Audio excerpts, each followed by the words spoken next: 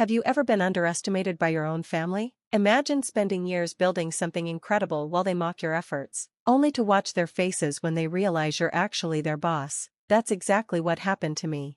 I'm Emily Chen, 32 years old, and this is the story of how my brother's constant mockery of my failed business backfired in the most spectacular way possible.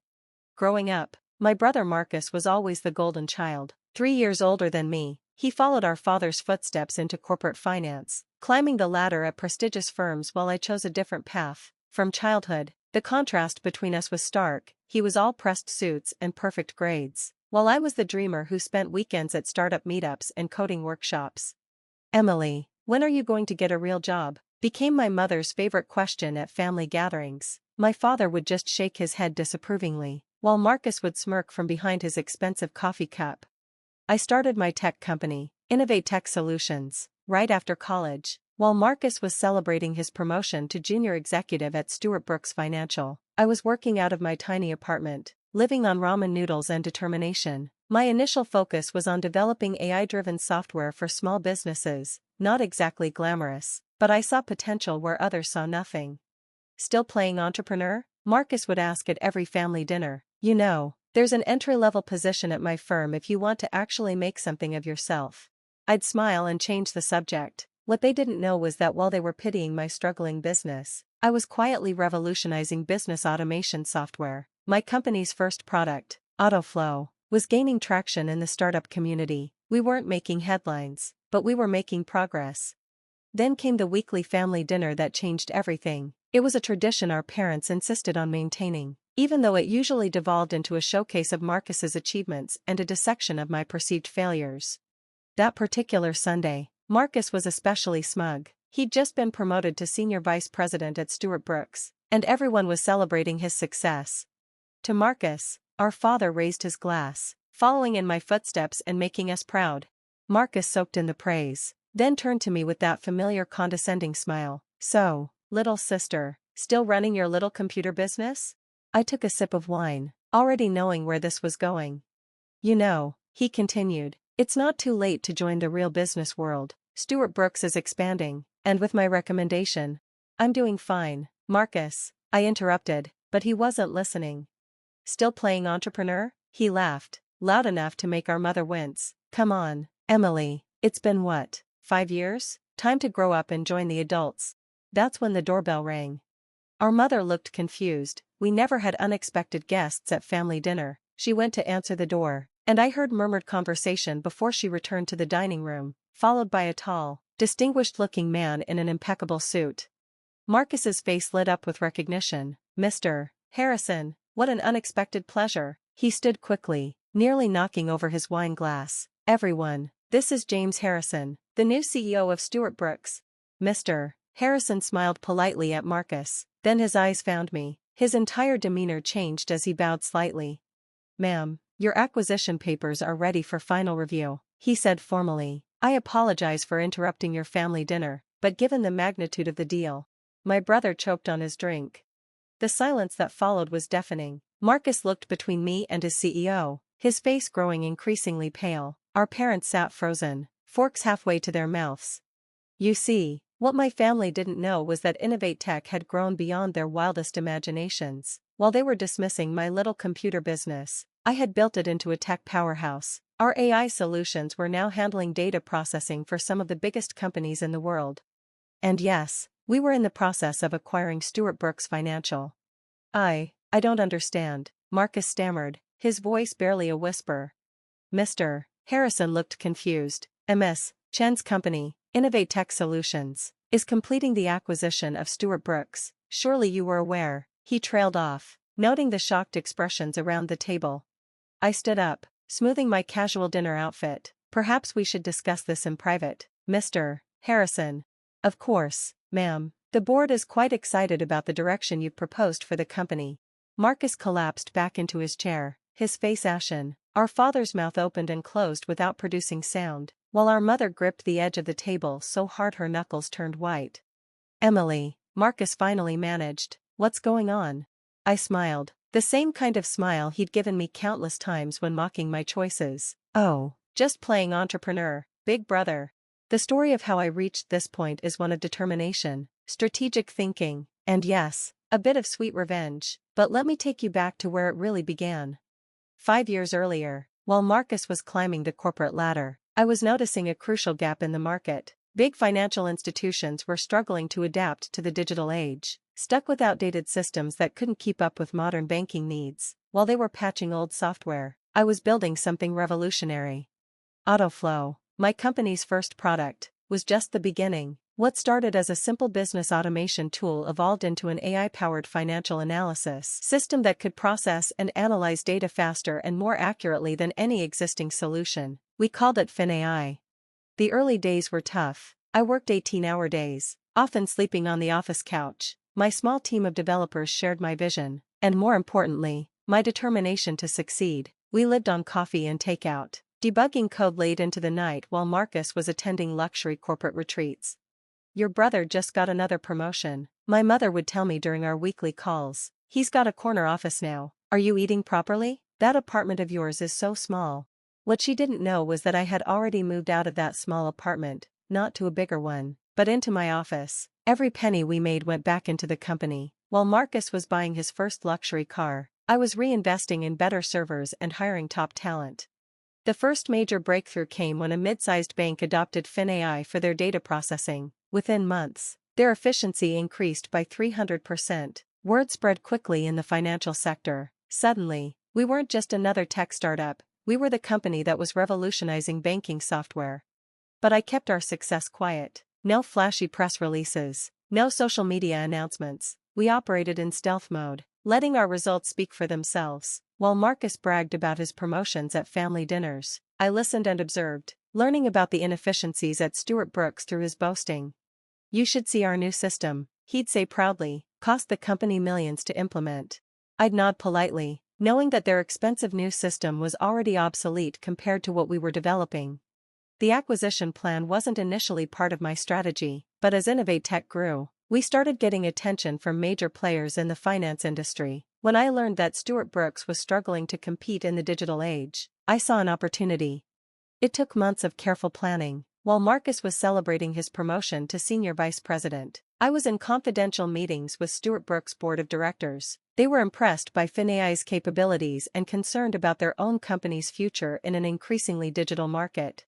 The irony of the situation wasn't lost on me. Every time Marcus belittled my little computer business, I was one step closer to acquiring his company.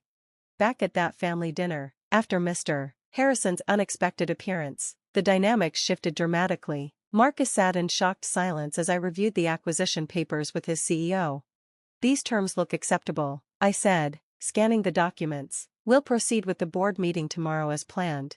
"Emily," our father finally found his voice, "how is this possible?" I looked up from the papers. "Remember when you both told me I was wasting my time with technology? While you were focused on traditional finance, the world was changing. Innovate Tech currently provides AI solutions to 8 of the top 10 banks in the country. Stuart Brooks is actually a bit behind the curve."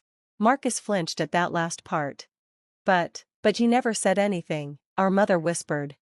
"Would you have listened?" I asked quietly. "Every time I tried to talk about my work, you changed the subject to Marcus's latest promotion." Mr. Harrison cleared his throat politely. "If I may, Mrs. Chen, your daughter's company is currently valued at just over $4 billion. She's been quite modest about her achievements." The sound of my father's fork clattering onto his plate echoed in the sudden silence. "4 billion? Marcus wheezed. "Give or take." I shrugged. The market's been quite favorable to tech stocks lately. The next few weeks were interesting, to say the least. The acquisition made headlines in the financial press. Tech innovator acquires traditional banking giant. Marcus's colleagues quickly learned that his little sister was their new boss, and the office dynamics shifted dramatically. I kept Marcus in his position. I'm not vindictive by nature, but I did insist that he report directly to me for the digital transformation project. Our first meeting was memorable. He sat across from me in the conference room, tugging uncomfortably at his collar. The same brother who had mockingly offered me an entry-level position was now presenting his department's quarterly results to me. "As you can see," he stammered, clicking through his PowerPoint, "our traditional methods have been quite effective." "Traditional methods aren't enough anymore," I interrupted. "That's why Stuart Brooks is now part of Innovate Tech. We'll be implementing FinAI across all departments starting next month. But our clients prefer the personal touch, he protested weakly.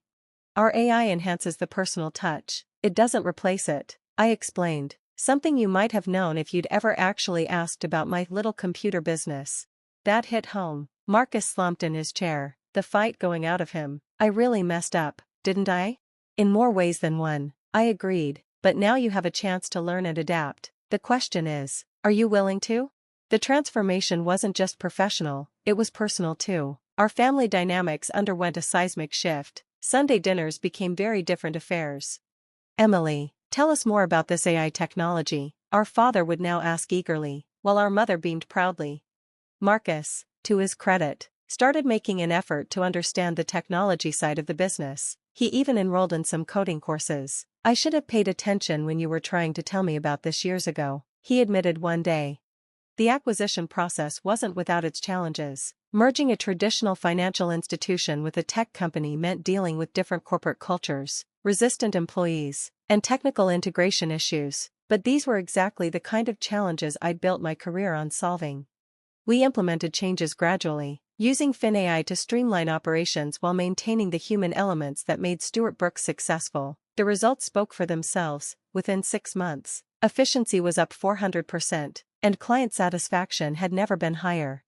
1 year after the acquisition, I called a family meeting, not a dinner, but a proper meeting in my office. Marcus arrived first, looking much different from the arrogant executive he'd been. Success had humbled him, and learning had renewed him.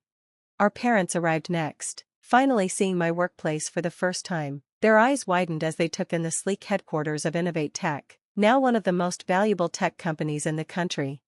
I wanted to show you something, I said, leading them to a wall of photographs. It displayed the history of Innovate Tech, from our first tiny office to our current success. Every step of the way, even when you thought I was failing, I was building something meaningful.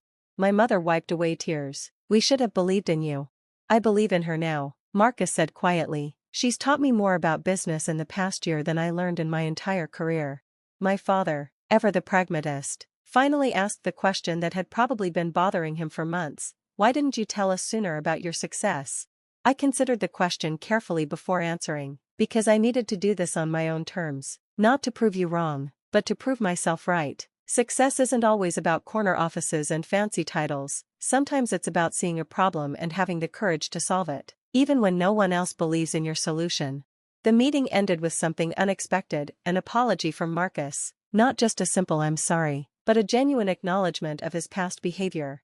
I was threatened by your success, he admitted. Every time you talked about your business, I dismissed it because I was afraid you might actually succeed where I was just following a predetermined path. You weren't just playing entrepreneur, you were revolutionizing an entire industry while I was just climbing a corporate ladder.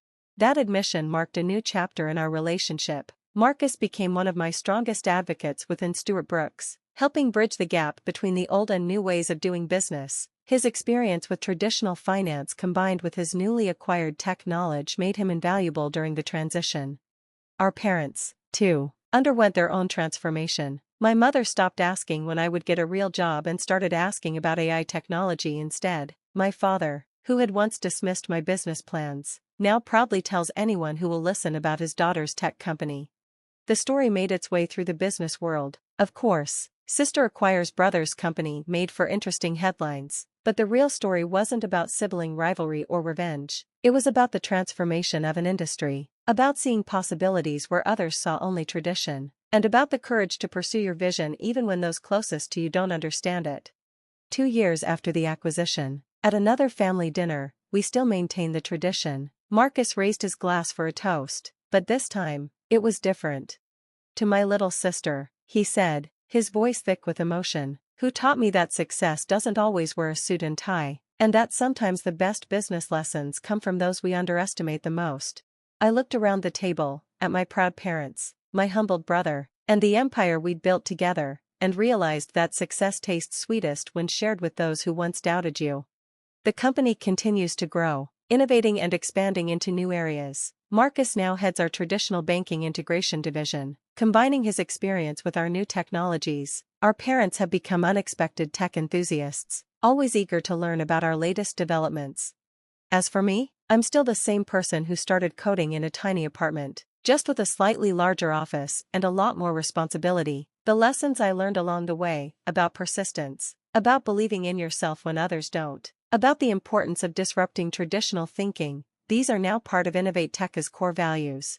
And whenever I interview new employees, I always ask them one question: what would you do if no one believed in your ideas? Because sometimes, the most powerful motivator is having something to prove, not to others, but to yourself.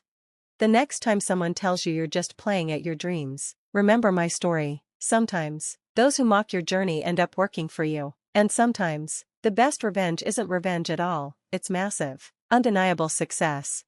Just ask my brother. He's in a meeting right now, presenting his latest report to me.